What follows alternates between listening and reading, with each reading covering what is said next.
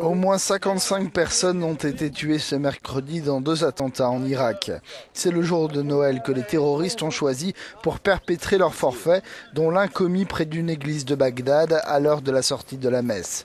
Au moins 19 personnes, des chrétiens pour la plupart, ont péri dans cette première attaque à la voiture piégée.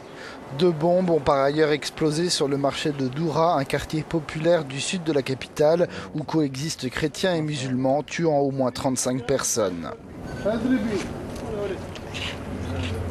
Pour l'heure, aucun groupe n'a revendiqué ces attentats. L'année 2013 a été particulièrement noire pour l'Irak, qui a renoué avec des niveaux de violence proches de ceux de 2008. En tout, plus de 6650 personnes ont été tuées depuis le début de l'année dans le pays. Mobilisation, prière et émotion à Sceaux en région parisienne après l'enlèvement d'un prêtre au Cameroun. Les paroissiens de la commune se sont rassemblés ce jeudi soir pour une veillée de prière et de soutien à leur ancien curé, le père Georges Van den Bussche.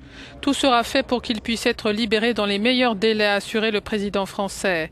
Georges Van den Bussche, que l'on voit ici sur ces images, était au Cameroun depuis 2011 et savait qu'il se trouvait dans une région dangereuse, a indiqué le ministère français des Affaires étrangères. Il a été enlevé dans la nuit de mercredi à jeudi.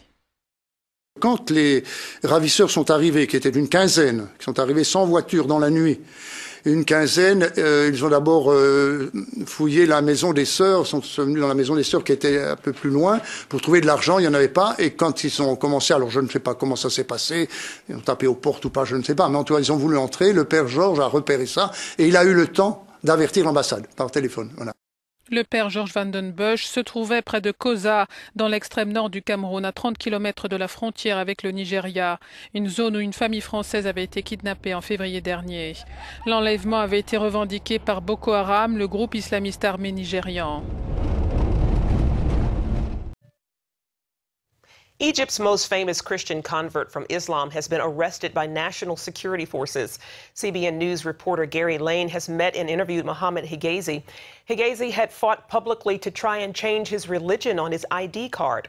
Muslims who changed their religion face persecution in Egypt.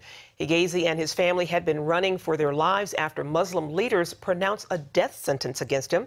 He previously told CBN News he had been jailed and tortured by Egyptian state security agents who wanted him to return to Islam. Now, Mideast Christian News reports he has been arrested again.